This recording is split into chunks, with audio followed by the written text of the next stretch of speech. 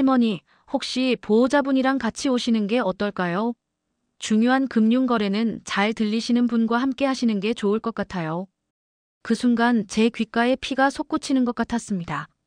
78년을 살아오며 이런 모욕은 처음이었습니다. 이런 분들 상대하기 너무 힘들어. 하루 종일 걸릴 것 같아. 아, 진짜 귀찮게. 저 할머니 때문에 다른 고객들까지 기다리게 하네. 은행 창구에서 직원들이 주고받는 속삭임이 제 귀에 또렷이 들렸습니다. 청력이 나빠도 모욕적인 말은 귀에 들어오는 법이었지요. 50년 동안 한결같이 거래해온 은행. 매일 장사를 마치고 꼬박꼬박 저금했던 그 은행에서 10억이 넘는 제 재산을 맡긴 그 은행에서 저는 그저 귀찮은 할머니였습니다. 손에 땀이 배었습니다. 심장이 빠르게 뛰었습니다. 그날 아침 가장 단정한 베이지색 정장을 입고 정성껏 화장까지 하고 나온 제가 한없이 초라하게 느껴졌습니다. 제가 지금까지 혼자서 모든 금융거래를 해왔어요. 보호자는 필요 없습니다. 제 목소리가 떨렸습니다. 주변의 시선이 느껴졌지만 저는 고개를 꼿꼿이 들었습니다.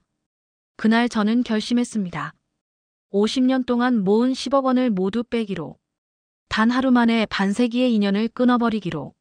나이 들었다고 귀가 잘 안 들린다는 이유로 판단력까지 의심받아야 하는 세상에서 더 이상 침묵하지 않겠다. 그렇게 시작된 한 할머니의 작은 저항이 은행권 전체를 뒤흔들고 노인 차별에 대한 전국적인 논의를 불러일으킬 줄은 그 누구도 몰랐습니다. 저는 1946년생 개띠, 올해 78세가 된 김순자입니다. 이것은 제 존엄을 지키기 위한 투쟁의 기록입니다. 저는 올해 78세가 된 김순자라고 합니다. 1946년생 개띠로 경상북도 안동에서 태어나 지금은 서울 근교 분당에서 살고 있습니다. 제 이야기가 어쩌면 나이 든 많은 분들에게 공감을 줄 수 있을 것 같아 용기를 내어 펜을 들었습니다. 평생 모은 재산이 10억이 넘는다고 하면 놀라실지 모르겠습니다만 저는 그저 평범한 삶을 살아온 노인일 뿐입니다.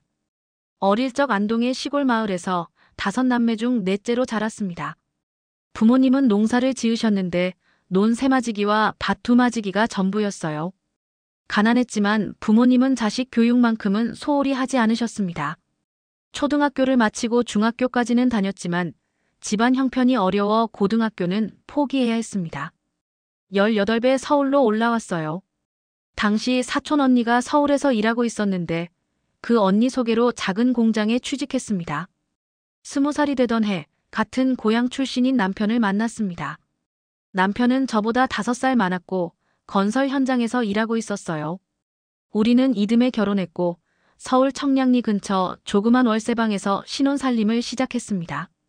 세월이 흘러 아들 둘을 낳았고 남편과 저는 아이들에게 우리가 받지 못한 교육을 꼭 시켜주자고 약속했습니다. 30살이 되던 해 우리 부부는 작은 결정을 했습니다. 청량리 시장 한 구석에 조그만 채소 가게를 열었어요. 새벽 4시에 일어나 가락시장에 가서 물건을 떼오고 밤 10시까지 장사를 했습니다. 힘들었지만 한 푼 두 푼 모아지는 돈을 볼 때마다 뿌듯했습니다. 그때부터 저는 돈을 모으기 시작했습니다. 농협은행 통장을 하나 만들어서 매일 장사를 마치고 그날의 수익 중 일부를 꼬박꼬박 저금했어요. 순자 씨, 어쩜 이렇게 부지런히 저금을 하나? 당시 농협 지점장이었던 정 지점장님이 물으셨던 기억이 납니다. 그때 제 대답은 간단했어요. 자식들 공부시키려면 돈이 많이 필요하잖아요. 정 지점장님은 웃으며 고개를 끄덕이셨습니다. 그분이 제게 준 첫 번째 금융조언은 지금도 잊지 않습니다. 요즘 정기예금 금리가 좋아요. 조금씩 모아서 정기예금으로 돌리면 이자가 쏠쏠할 거예요. 그렇게 저는 농협과의 인연을 시작했습니다. 처음엔 작은 금액으로 시작했지만 시간이 지날수록 저축액은 늘어갔습니다. 채소 가게도 점점 커져서 다양한 품목을 팔게 되었고 동네에서 제법 소문난 가게가 되었습니다. 남편도 건설 현장 일을 그만두고 제 장사를 도왔어요. 우리는 매일 새벽부터 밤까지 일했고 사용하는 돈보다 저축하는 돈이 더 많았습니다. 큰아들이 서울대학교 의과대학에 합격했을 때의 기쁨은 말로 표현할 수 없었습니다. 그리고 둘째는 법대에 들어갔지요. 자식들이 공부하는 동안 우리 부부는 더 열심히 일했습니다. 집도 월세에서 전세로, 전세에서 작은 아파트 자가로 바꿨습니다. 모든 것이 자식들 때문이었습니다. 그들이 공부에만 전념할 수 있도록 우리는 경제적 걱정을 덜어주고 싶었어요. 세월이 흘러 두 아들은 각각 의사와 변호사가 되었고 좋은 배우자를 만나 가정을 이루었습니다. 손주들도 5이나 생겼지요. 저와 남편은 60대가 되어서야 비로소 장사를 접고 은퇴했습니다.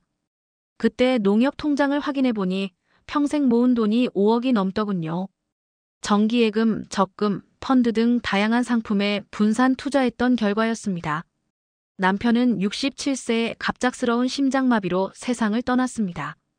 삶의 의미를 잃은 것 같았지만 자식들과 손주들이 있어 버틸 수 있었습니다. 그리고 제게는 또 다른 위안이 있었습니다. 바로 평생 모아온 재산이었어요. 그것은 단순한 돈이 아니라 남편과 함께 흘린 땀과 눈물의 결정체였습니다. 남편이 떠난 후 분당의 아파트로 이사했습니다. 큰아들 가족이 가까이 살고 있어서 종종 찾아오곤 했어요. 저는 그동안의 재산을 더 체계적으로 관리하기 시작했습니다. 부동산에도 투자했고 주식도 조금씩 해보았습니다. 물론 모든 금융거래는 50년 넘게 거래해온 농협은행을 통해 했습니다. 지점장들은 바뀌었지만 제 통장 잔고가 커지면서 VIP 고객으로 특별 관리를 받았지요. 70세가 넘어가면서 건강에 조금씩 문제가 생기기 시작했습니다. 특히 청력이 급격히 나빠졌어요. 처음에는 인정하기 싫어서 보청기를 거부했습니다. 사람들과 대화할 때 자주 뭐라고요? 라고 되묻곤 했지요. 가족들은 보청기를 사용하라고 권했지만 저는 고집을 부렸습니다. 그때는 몰랐습니다. 제 청력 문제가 이런 큰 사건으로 이어질 줄은요. 올해 초 제 자산은 10억을 넘어섰습니다. 농협 지점장은 저를 최우수 VIP 고객으로 분류했고 분기마다 직접 전화해서 자산관리 상담을 해주었습니다. 그러던 중 지난달 5억 원이 넘는 정기예금이 만기가 되었습니다. 재예치를 위해 직접 은행을 방문하기로 했지요. 만기 일주일 전 농협에서 전화가 왔습니다. 김순자 고객님, 정기예금 만기가 다가오는데 재예치 의향이 있으신가요? 저는 네, 직접 방문해서 처리하겠습니다라고 답했습니다. 상담원은 알겠습니다. 방문하실 때 신분증 꼭 지참해 주세요라고 안내했습니다. 그날 아침 저는 평소보다 일찍 일어나 단정하게 차려입었습니다. 50년 거래해온 은행이지만 큰 금액을 다루는 일이라 긴장되었거든요. 오래된 루이비통 가방 자식들이 환갑 때 선물해준 신분증과 통장, 도장을 넣었습니다. 평소 저는 검소하게 살았지만 중요한 자리에는 늘 정성을 들여 차려입었습니다. 집을 나서며 거울을 봤습니다. 흰 머리카락에 주름진 얼굴, 그러나 눈빛만은 여전히 또렷했습니다. 오늘도 힘내자 순자야. 스스로에게 말했습니다. 평생 저를 지탱해온 자기암시였지요. 농협까지는 버스로 15분 거리였습니다. 버스에서 내려 은행으로 향하는 길, 갑자기 가슴이 두근거렸습니다. 왜 그랬는지는 모르겠습니다. 어쩌면 그날의 일을 예감했는지도 모르겠네요. 지점에 들어서자 낯선 얼굴들이 많았습니다. 최근에 인사이동이 있었나 봅니다. 저를 알아보는 직원은 없었어요. 번호표를 뽑고 자리에 앉아 기다렸습니다. 대기 시간 동안 창구를 둘러보니 젊은 직원들이 대부분이었습니다. 예전에는 나이 지긋한 행원들도 많았는데 말이지요. 83번 고객님, 3번 창구로 오세요. 안내방송이 나왔습니다. 저는 천천히 일어나 3번 창구로 향했습니다. 20대 후반으로 보이는 젊은 여직원이 앉아 있었습니다.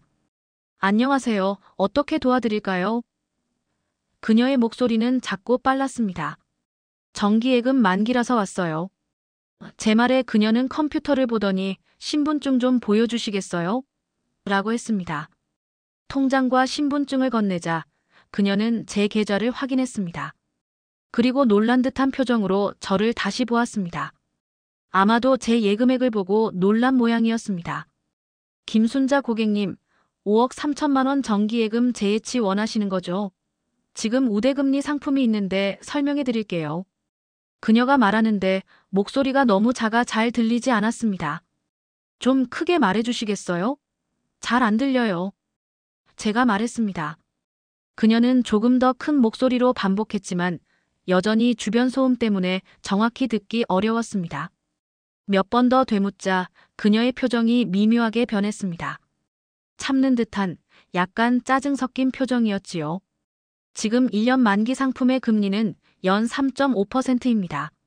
하지만 우대 고객이시니 0.3% 추가해서 3.8%로 해드릴 수 있어요.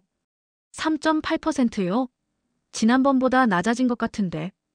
제가 말하자 그녀는 금리 인하 추세에 대해 설명하기 시작했습니다.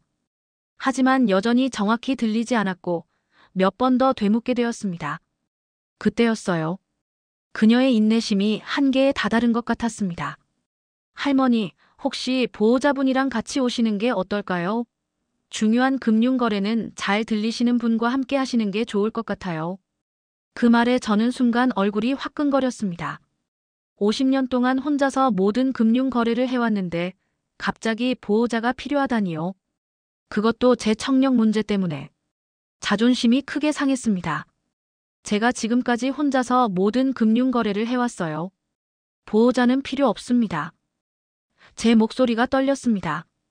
주변의 시선이 느껴졌지만 저는 고개를 꼿꼿이 들었습니다. 그날은 화창한 봄날이었습니다. 아침에 일어나 가장 단정한 베이지색 정장을 꺼내 입었던 기억이 납니다. 머리도 미용실에서 단정히 손질하고 평소 즐겨 바르지 않는 립스틱까지 발랐지요. 특별한 날이었으니까요. 50년 동안 거래해온 은행에서 5억이 넘는 예금을 재예치하는 날이었으니까요. 그런데 그 행원은 제 말을 무시하고 옆자리 동료와 눈짓을 주고받았습니다. 그리고는 조금 더 큰 목소리로 다시 말했습니다. 할머니, 지금 설명해드리는 내용이 중요한 금융 정보예요. 제대로 이해하지 못하시면 나중에 문제가 될 수 있어요. 가족분께 연락해서 함께 오시는 게 어떨까요? 제 귀가 나쁜 건 사실이지만 머리는 또렷했습니다. 저는 대학을 나오지 못했지만 평생 장사를 하며 숫자와 돈에 관해서는 누구보다 예민하게 다뤄왔습니다.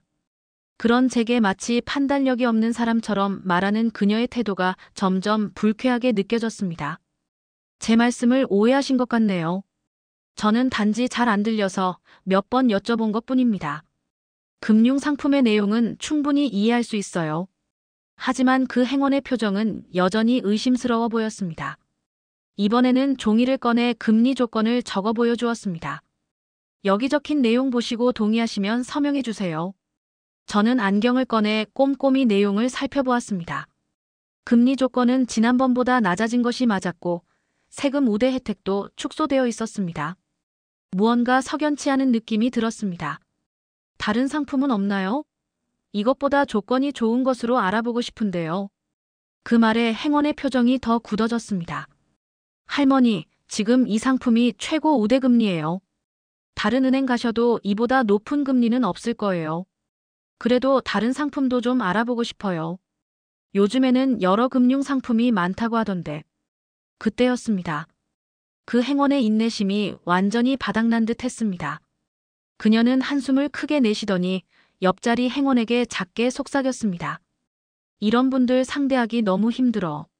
하루 종일 걸릴 것 같아. 그 말이 제 귀에 들어왔습니다. 청력이 나빠도 가까운 거리에서 속삭이는 말은 들을 수 있었거든요. 순간 가슴이 철렁 내려앉았습니다. 50년 단골 고객인 제가 이런 분들이라니요. 제가 지금 뭐라고 했습니까? 제 목소리가 떨렸습니다. 그녀는 당황한 기색이 역력했습니다. 아니요, 고객님. 제가 동료에게 다른 업무 얘기를 한 것뿐입니다. 주변의 시선이 모이기 시작했습니다. 몇몇 고객들이 우리 쪽을 흘끔거렸고 다른 창구의 직원들도 상황을 살피고 있었습니다. 저는 최대한 침착함을 유지하려 노력했습니다. 50년 동안 이 은행의 고객이었습니다. 처음에는 작은 금액으로 시작했지만 지금은 10억이 넘는 자산을 이 은행에 맡기고 있어요. 그런 제가 듣기가 조금 어렵다는 이유로 이런 대우를 받아야 합니까? 그제서야 그녀는 상황의 심각성을 깨달은 듯 했습니다. 죄송합니다, 고객님. 오해가 있으셨나 봐요. 제가 불친절하게 대한 의도는 전혀 없었습니다. 하지만 이미 상처받은 마음은 쉽게 진정되지 않았습니다. 저는 서류를 접어 가방에 넣으며 말했습니다. 다시 생각해보고 결정하겠습니다. 오늘은 그냥 돌아가겠어요. 그때 그녀가 동료에게 또 한 번 속삭였습니다. 아, 진짜 귀찮게. 저 할머니 때문에 다른 고객들까지 기다리게 하네. 그 말이 제 귀에도 정확히 들어왔습니다. 순간 눈앞이 캄캄해졌습니다. 평생 성실하게 살아온 제가, 은행에 큰 자산을 맡기고 있는 VIP 고객인 제가 그저 귀찮은 할머니로 취급받는다는 사실이 너무 충격적이었습니다. 저는 자리에서 천천히 일어났습니다. 다리가 후들거렸지만 최대한 위엄을 유지하려 했습니다. 그럼 다음에 다시 오겠습니다. 그때 주변에 있던 다른 고객이 상황을 지켜보다가 직원에게 말했습니다. 저 할머니한테 너무 불친절한 것 같은데요. 나이 드신 분이 잘 못 들으시는 건 당연한 거 아닌가요? 그 말에 은행 분위기가 더 어색해졌습니다. 다른 고객들도 수군거리기 시작했고 창구 직원들의 표정도 굳어졌습니다. 저는 그냥 나가려고 했습니다. 하지만 그때 지점장으로 보이는 중년 남성이 급히 다가왔습니다. 김순자 고객님 맞으시죠? 잠시 제 사무실에서 이야기 나눌 수 있을까요? 지점장의 사무실은 조용했습니다. 그는 정중하게 사과했습니다. 직원의 불친절한 응대로 불편함을 드려 정말 죄송합니다. 저희 농협에서 50년 동안 거래해 주신 소중한 고객님이신데 이런 일이 있어서는 안 됐습니다. 하지만 지점장의 사과는 형식적으로 느껴졌습니다. 그의 눈빛에서 진정성을 찾을 수 없었습니다. 게다가 그는 계속해서 시계를 흘끔거렸습니다. 바쁜 일이 있는 듯 했어요. 오늘 예금 재예치는 어떻게 하시겠습니까? 저희가 특별 우대금리를 더 드릴 수 있어요. 지점장이 말했습니다. 저는 머리를 가로저었습니다. 오늘은 그냥 돌아가겠습니다. 다시 생각해 볼게요. 지점장은 아쉬운 표정을 지었지만 더 이상 붙잡지 않았습니다. 알겠습니다. 언제든지 방문해 주시면 최선을 다해 모시겠습니다. 그렇게 저는 은행을 나왔습니다. 그대로변에 서서 한동안 멍하니 서 있었습니다. 가슴속에서는 화가 치밀어 올랐고 눈에는 눈물이 고였습니다. 50년 동안 한결같이 믿고 거래해온 은행에서 이런 취급을 받다니 믿기지 않았습니다. 집으로 가는 버스 안에서 저는 창밖만 바라보았습니다.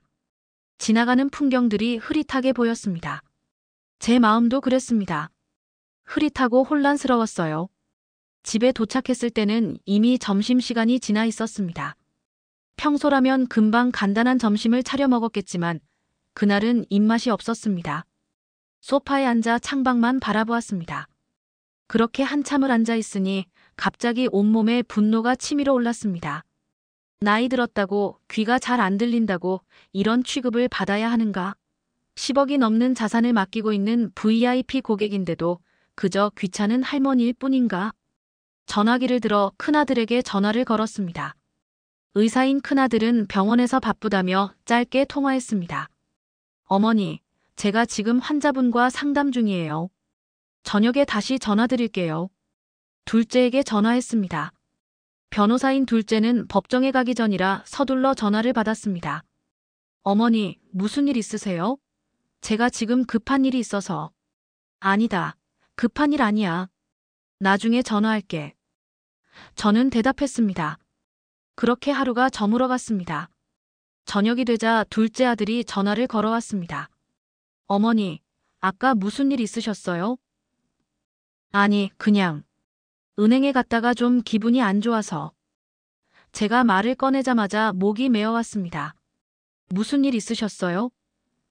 아들의 목소리가 걱정스러워졌습니다. 그래서 저는 은행에서 있었던 일을 모두 이야기했습니다. 말을 하면서도 목소리가 떨렸고 눈물이 계속 흘러내렸습니다. 평생 강하게 살아온 제가 이렇게 무너질 줄은 몰랐습니다. 어머니, 많이 속상하셨겠네요. 제가 내일 시간 내서 어머니랑 같이 은행에 가볼게요. 아들이 말했습니다. 아니야. 내가 혼자 처리할 수 있어.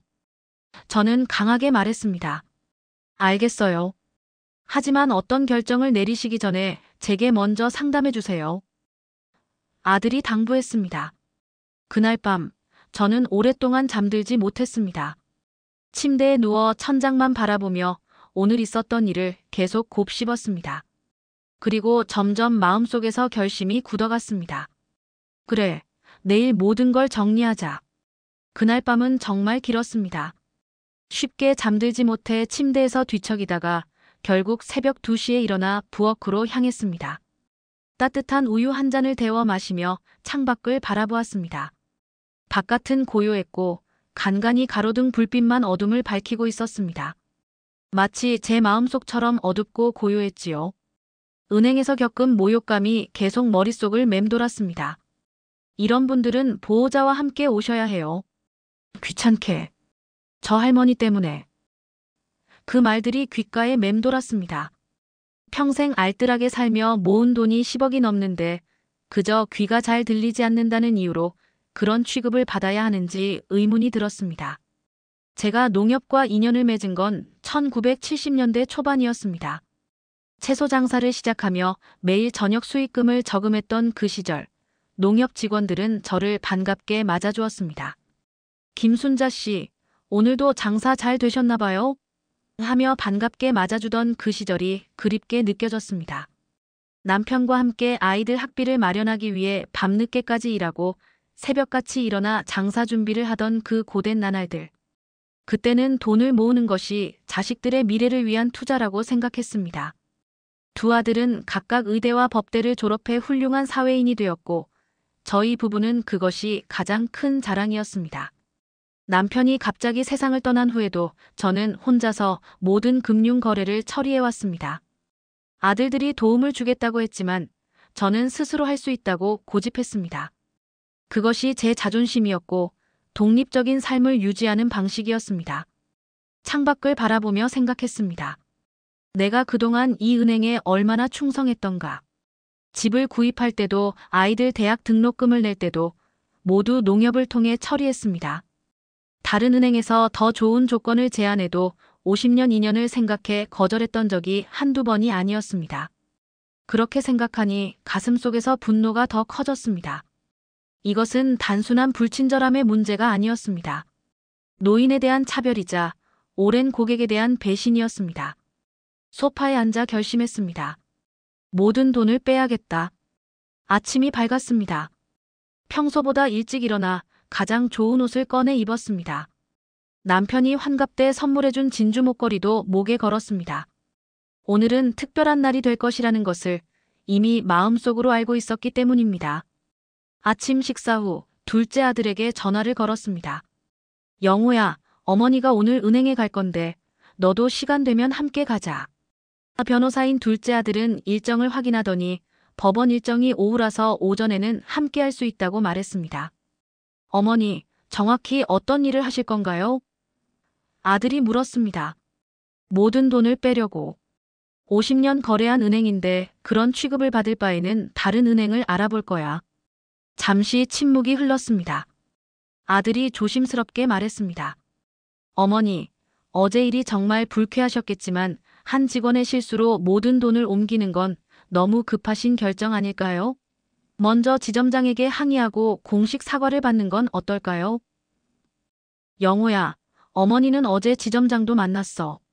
하지만 그의 사과는 진심으로 느껴지지 않았어.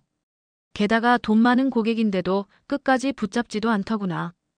이미 마음을 정했으니 더 이상 말리지 마. 아들은 더 이상 말리지 않았습니다. 저는 평생 고집이 세기로 유명했고 한번 결정하면 좀처럼 마음을 바꾸지 않았기 때문입니다. 알겠어요. 제가 9시까지 어머니 댁으로 갈게요. 그 시간 동안 저는 필요한 서류들을 모두 준비했습니다. 통장, 도장, 신분증, 그리고 제가 보유한 모든 금융상품의 계약서를 정리했습니다. 평소 꼼꼼한 성격 덕분에 모든 서류는 깔끔하게 정리되어 있었습니다. 집 앞에서 아들을 만났습니다. 그는 정장 차림이었고 표정이 진지했습니다. 어머니, 정말 확실하신 거죠? 큰 금액을 한꺼번에 옮기는 건 여러 가지 절차가 필요할 수 있어요. 결정했어. 오늘 당장 가능한 만큼 빼고 나머지는 절차를 밟아서 최대한 빨리 정리할 거야. 차를 타고 은행으로 향했습니다. 가는 길에 침묵이 이어졌습니다. 아들은 가끔 저를 걱정스러운 눈빛으로 바라보았지만 말을 아꼈습니다. 그는 제 성격을 잘 알고 있었으니까요. 은행 앞에 도착했을 때는 개점 시간인 오전 9시가 막 지난 참이었습니다.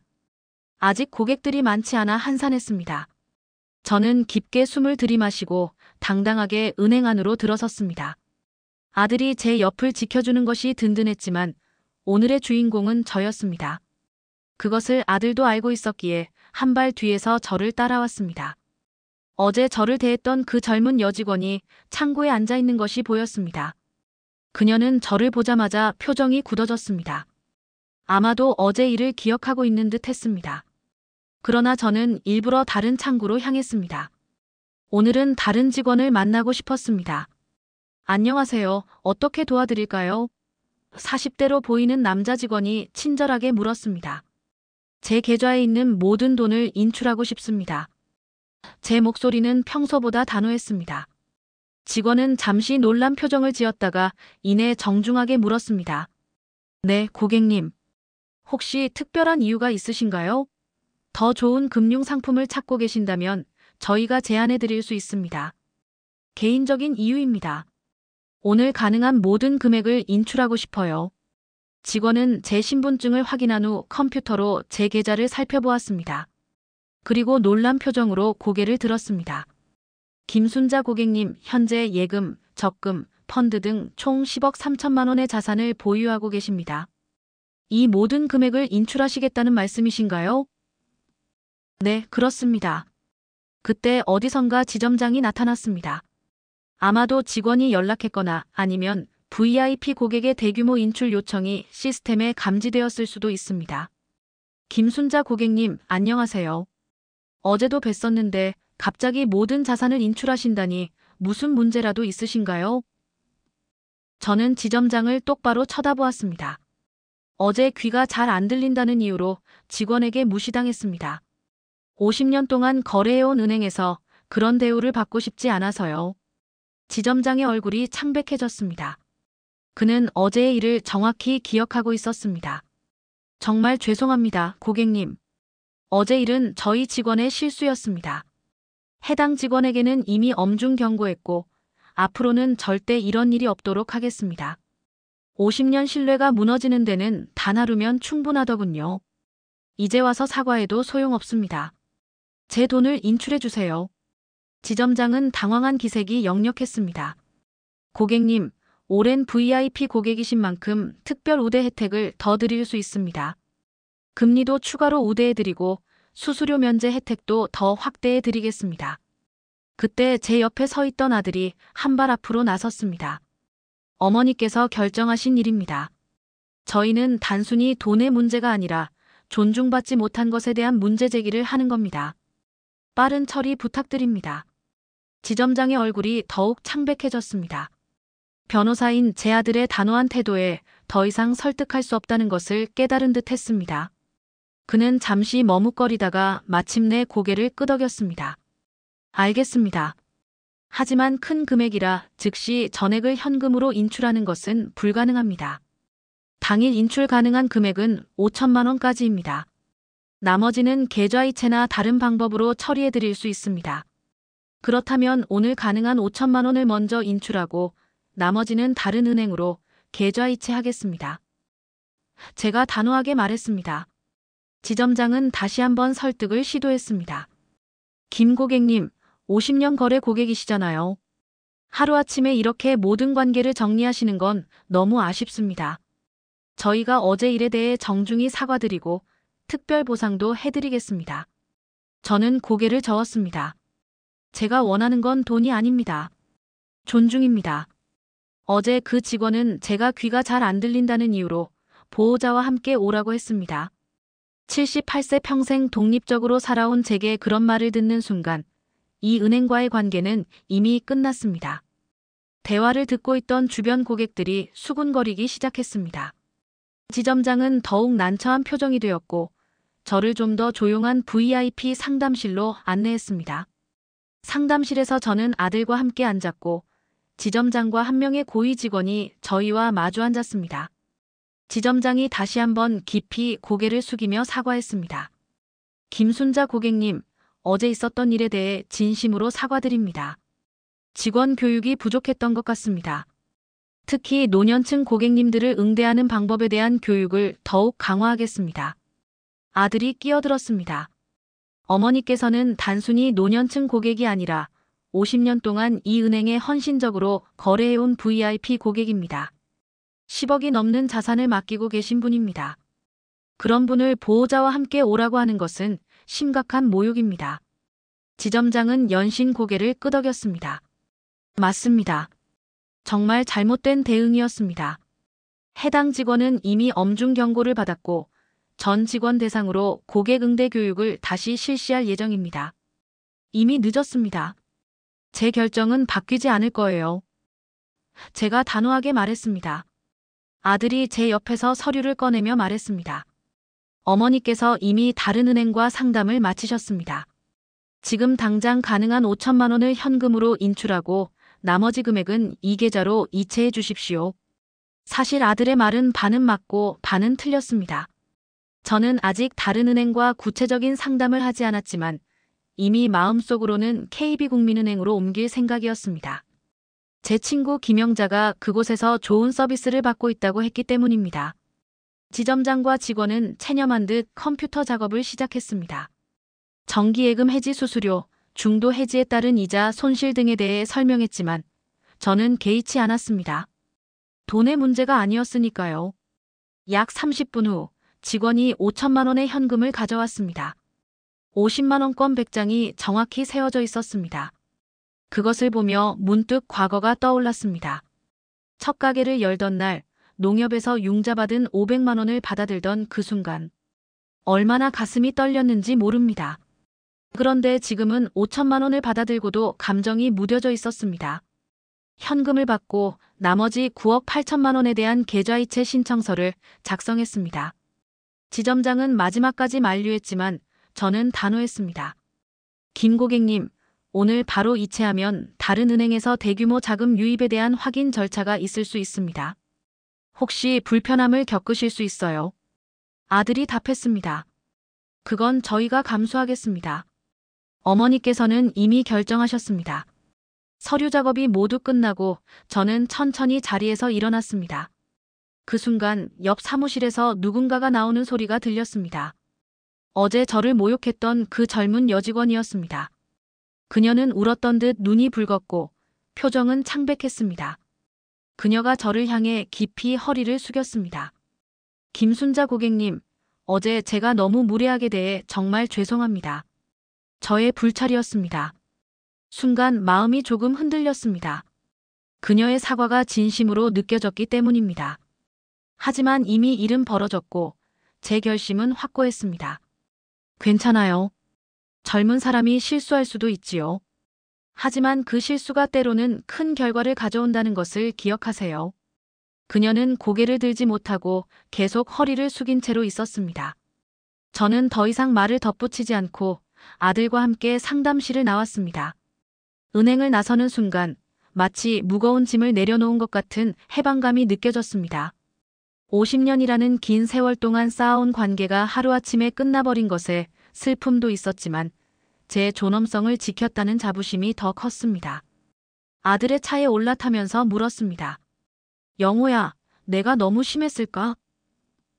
아들은 고개를 저었습니다. 아니에요, 어머니. 어머니께서는 당신의 가치를 지키셨을 뿐입니다.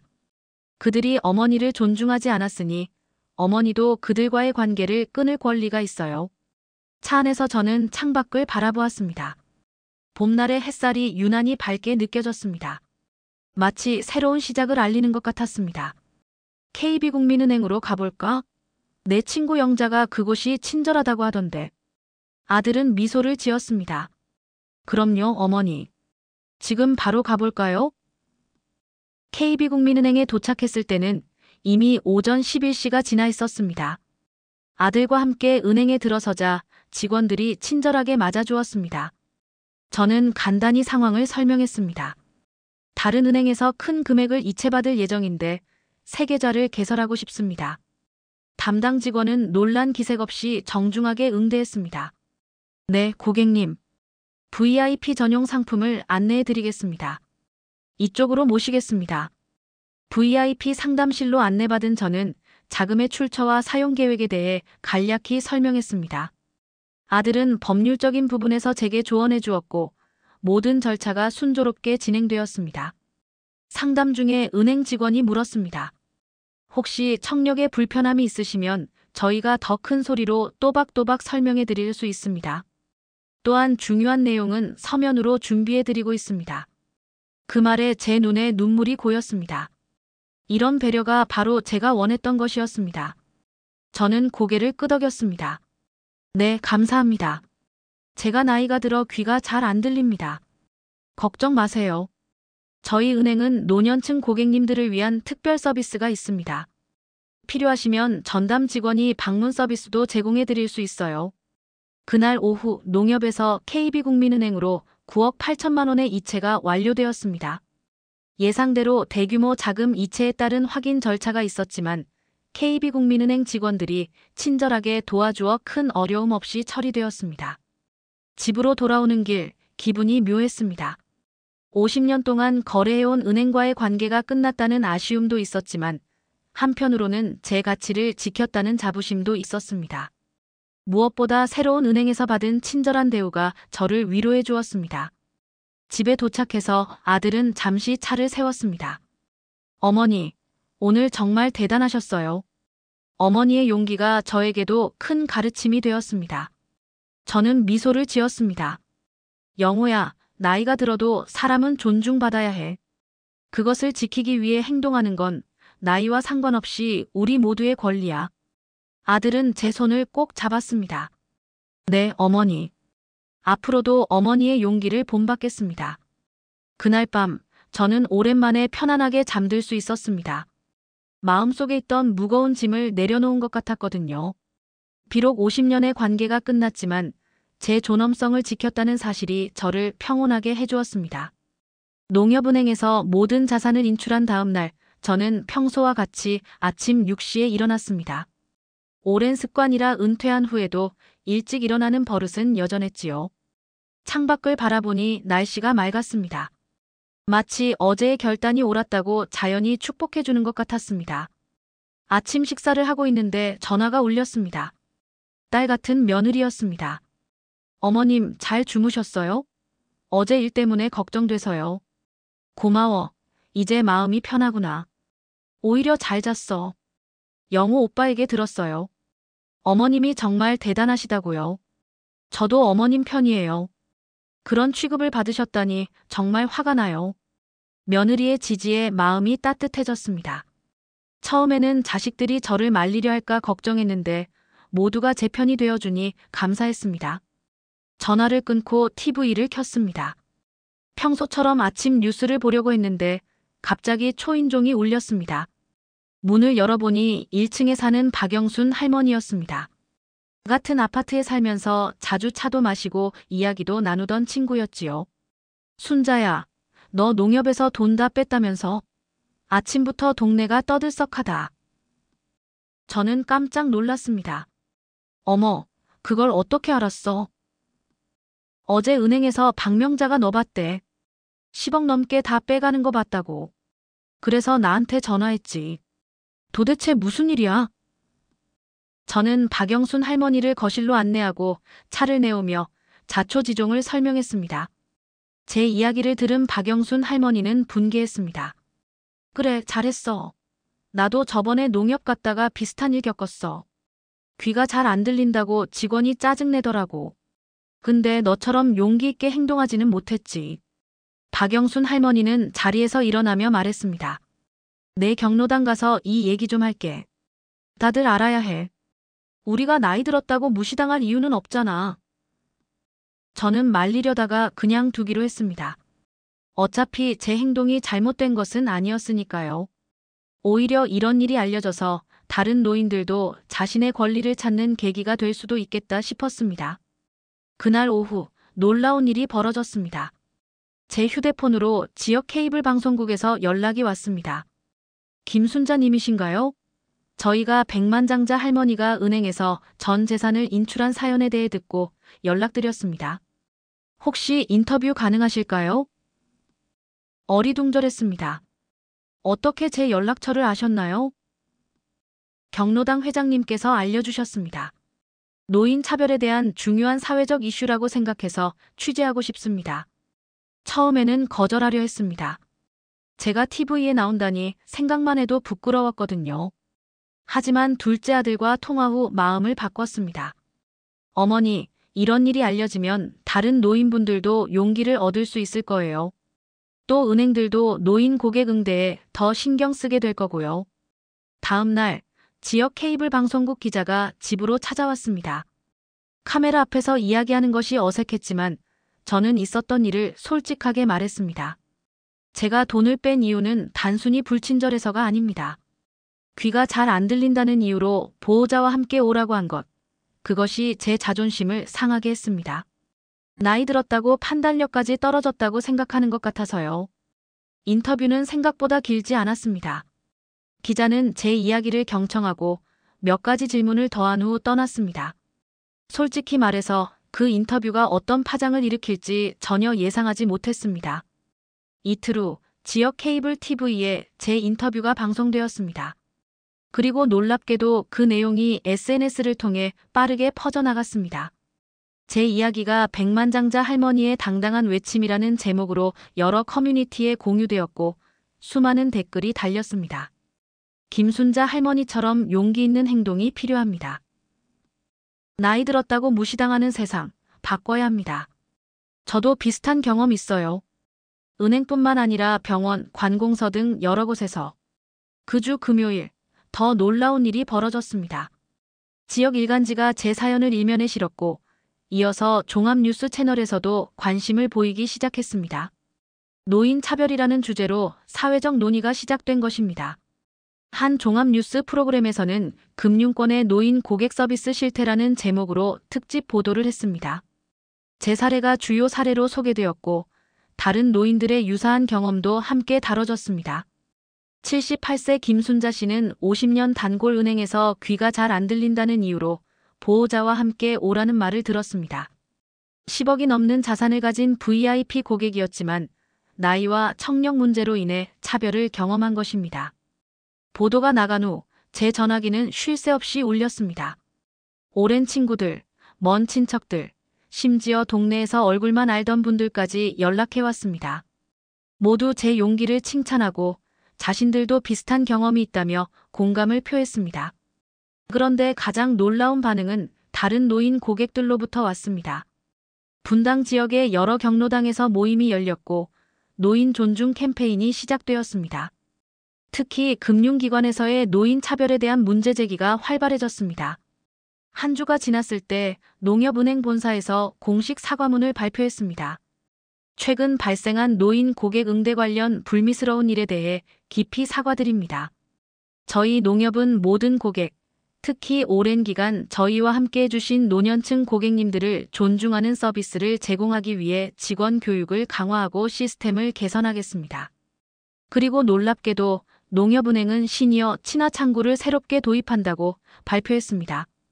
청력이 약한 고객들을 위한 보청기기, 큰 글씨로 된 안내문, 전담 직원 배치 등의 내용이었습니다. 이 소식을 들었을 때 제 마음은 복잡했습니다. 한편으로는 제 행동이 변화를 이끌어냈다는 뿌듯함이 있었지만 다른 한편으로는 왜 이제야? 라는 생각도 들었습니다. 이런 서비스는 제가 요구하지 않아도 당연히 있었어야 하는 것이니까요. 그런데 농협만이 아니었습니다. 다른 은행들도 하나둘씩 노인 고객 서비스 개선 방안을 발표하기 시작했습니다. 시니어 전용 상담실, 방문 서비스 확대, 큰 글씨 통장, 음성 안내 강화 등 다양한 서비스가 소개되었습니다.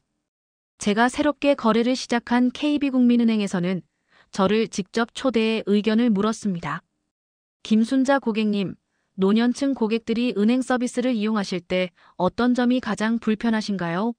저희가 개선할 수 있는 부분을 말씀해 주시면 감사하겠습니다.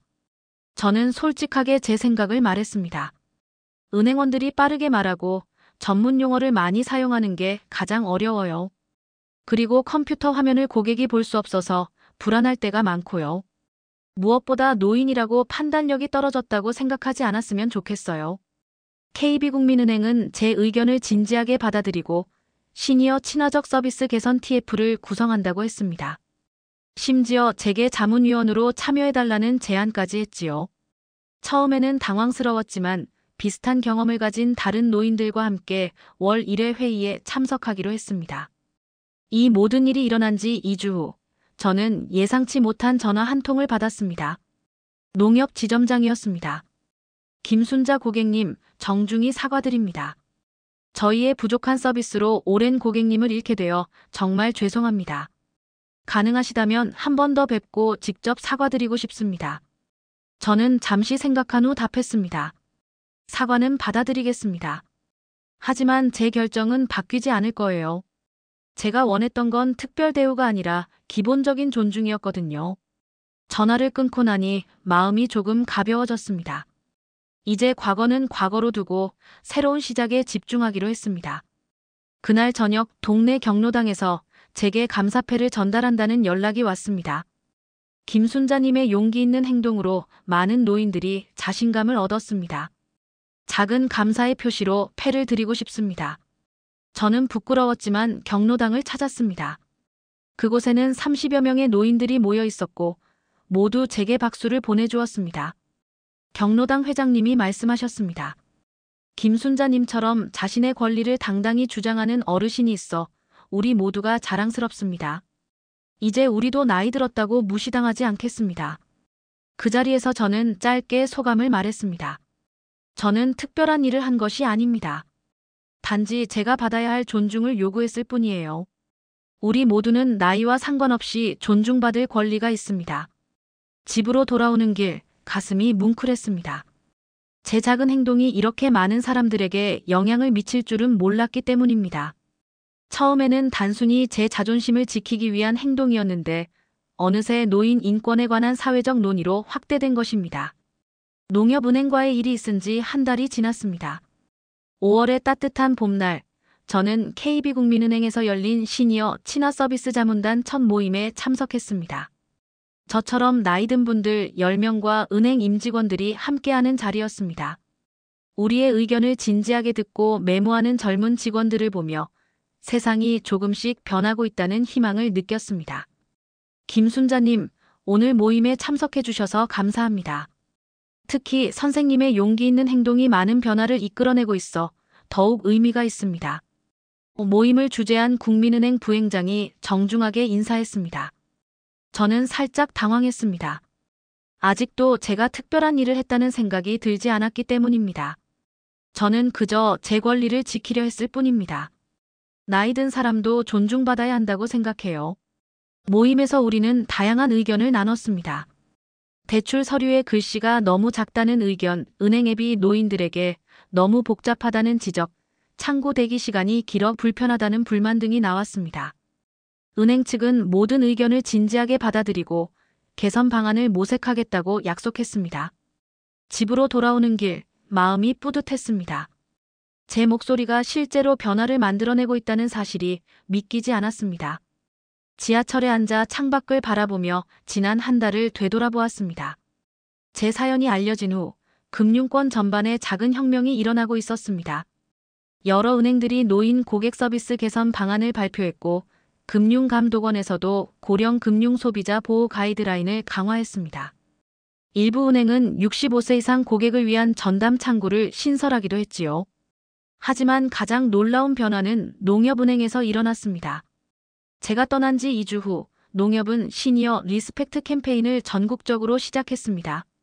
모든 지점에 청력 보조기기를 배치하고 큰 글씨로 된 안내문을 제작했으며 직원들에게 노인 고객 응대 교육을 강화했습니다. 심지어 TV 광고까지 제작해 방영했지요. 그리고 가장 의미 있는 변화는 제가 모욕을 당했던 그 지점의 젊은 여직원이 자신의 경험을 바탕으로 노인 고객 응대 매뉴얼을 만들었다는 소식이었습니다. 그녀는 저와의 일을 깊이 반성하고 노인 고객들을 더 잘 이해하기 위해 노력하고 있다고 합니다. 집에 도착하자 현관문 앞에 꽃바구니가 놓여 있었습니다. 카드를 열어보니 농협은행 지점장의 메시지였습니다. 김순자 고객님, 저희의 부족함으로 인해 소중한 고객님을 잃게 되어 진심으로 사과드립니다. 고객님의 용기 있는 행동 덕분에 저희 은행이 더 나은 방향으로 변화하고 있습니다. 감사합니다. 꽃을 들고 집 안으로 들어오는데 전화가 울렸습니다. 큰아들이었습니다. 어머니, 오늘 MBC에서 어머니 이야기가 나왔어요. 백만장자 할머니의 당당한 외침이라는 제목으로요. 어머니가 요즘 유명인사가 되셨네요. 아이고, 창피해라. 그냥 평범하게 살고 싶은데. 저는 쑥스러움에 얼굴이 붉어졌습니다. 무슨 소리예요? 어머니께서 많은 노인분들에게 용기를 주고 계세요. 큰일 하신 거예요. 통화를 마치고 TV를 켰습니다. 뉴스에서는 실제로 제 이야기가 다뤄지고 있었습니다. 은행에서 쫓겨난 78세 백만장자 할머니, 금융권 변화 이끌어라는 제목의 보도였습니다. 방송에서는 제 사진과 함께 사건 이후 금융권의 변화를 상세히 보도했습니다. 그리고 놀랍게도 제가 자문위원으로 활동하는 모습까지 소개되었습니다. 마치 다른 사람 이야기를 보는 것 같아 어색했습니다. 다음 날 아침, 청와대 국민청원 게시판에 노인 금융 차별 근절을 위한 법적 장치 마련이라는 제목의 청원이 올라왔다는 소식을 들었습니다. 이미 수만 명이 동참했다고 합니다. 제 사연이 이렇게 큰 변화로 이어질 줄은 정말 몰랐습니다. 그날 오후 저는 큰 결심을 했습니다. 아들의 권유로 미루고 미뤄왔던 보청기를 맞추러 가기로 한 것입니다. 사실 청력이 나빠진 것을 인정하고 싶지 않아 계속 거부해왔지만 이번 일을 계기로 생각이 바뀌었습니다. 나이 듦을 인정하는 것과 존중받는 것은 별개의 문제라는 것을 깨달았기 때문입니다. 보청기 센터에서 검사를 받고 맞춤형 보청기를 주문했습니다. 비싼 가격에 잠시 망설였지만 제 삶의 질을 위한 투자라고 생각하며 결정했습니다. 기술자는 제 귀에 맞는 최신형 보청기를 추천했고 2주 후에 받을 수 있다고 했습니다. 집으로 돌아오는 길에 평소 자주 가던 마트에 들렀습니다. 계산대에서 기다리고 있는데 뒤에 서 있던 젊은 여성이 제게 말을 걸었습니다. 혹시 김순자 할머니 아니세요? TV에서 봤어요. 정말 멋지세요. 깜짝 놀랐습니다. 이제는 길거리에서도 알아보는 사람이 생겼다니 당황스러웠습니다. 네, 맞아요. 감사합니다. 저희 할머니도 비슷한 경험이 있으셨어요. 할머니께서 김순자님 이야기 듣고 용기를 얻으셨대요. 정말 감사합니다. 그 말을 들으니 가슴이 뭉클해졌습니다. 제 행동이 누군가에게 실질적인 도움이 되었다는 사실이 기뻤습니다. 그로부터 며칠 후 예상치 못한 방문객이 찾아왔습니다. 인터폰을 통해 보니 농협은행의 그 젊은 여직원이었습니다. 순간 망설였지만 만나기로 했습니다. 현관에서 그녀를 맞이했을 때 그녀의 표정은 긴장되어 있었습니다. 그녀는 깊이 허리를 숙여 인사했습니다. 김순자 할머니, 정말 죄송합니다. 제가 무례하게 대해서 정말 죄송합니다. 저는 그녀를 거실로 안내했습니다. 그녀는 테이블 위에 작은 선물 상자를 올려놓았습니다. 이건 제 개인적인 마음입니다. 받아주세요. 괜찮아요. 선물은 부담스러워요. 제가 말했습니다. 그날 이후로 많이 생각했습니다. 제가 얼마나 무례했는지, 그리고 그것이 얼마나 할머니를 상처 입혔는지 정말 반성하고 있습니다. 그녀의 눈에 진심이 담겨 있었습니다. 저는 고개를 끄덕였습니다. 괜찮아요.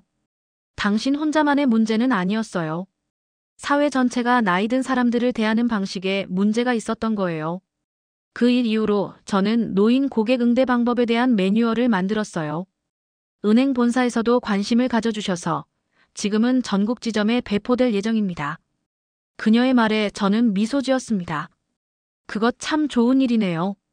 우리 모두 배우고 성장하는 거예요. 그녀는 자리에서 일어나며 다시 한번 고개를 숙였습니다. 할머니 덕분에 제가 더 나은 사람이 될 수 있었습니다. 정말 감사합니다. 그녀가 떠난 후 저는 창가에 앉아 생각에 잠겼습니다.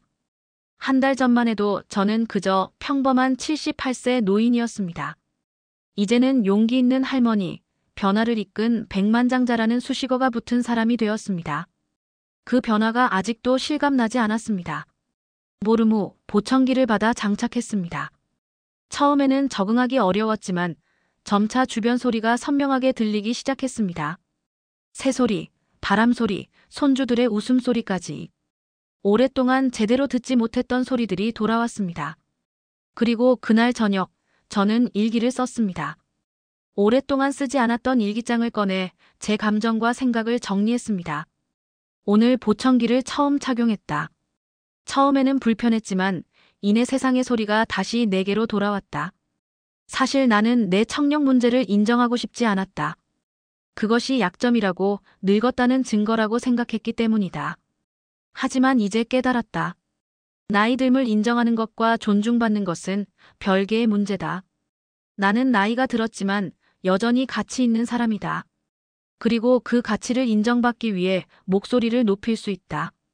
일기를 쓰며 저는 미소 지었습니다. 78세의 나이에 이런 깨달음을 얻게 될 줄은 몰랐습니다. 인생은 끝없는 배움의 여정이라는 말이 맞았습니다. 창밖을 바라보니 밤하늘에 별들이 빛나고 있었습니다. 미래가 두렵지 않았습니다. 오히려 기대가 되었습니다. 내일은 또 어떤 변화가 기다리고 있을지, 어떤 목소리를 낼 수 있을지 기대되었습니다. 농협은행에서의 그 하루 모욕감을 느꼈던 그 순간이 이런 변화를 가져올 줄은 정말 몰랐습니다. 때로는 불편한 진실을 마주하고 불의에 맞서는 용기가 필요하다는 것을 배웠습니다. 나이가 들어도 목소리를 낼 수 있고 그 목소리가 변화를 만들어낼 수 있다는 것을 깨달았습니다. 잠자리에 들기 전 저는 창밖을 한 번 더 바라보았습니다. 78년의 인생을 살아왔지만 아직도 배우고 성장하고 있다는 사실이 놀라웠습니다. 그리고 앞으로도 계속될 제 인생의 여정이 기대되었습니다. 나이는 숫자에 불과하다. 중요한 것은 자신의 가치를 알고 그것을 지키기 위해 목소리를 내는 용기다. 오늘 밤 저는 그 진리를 가슴 깊이 새기며 편안한 잠에 들었습니다.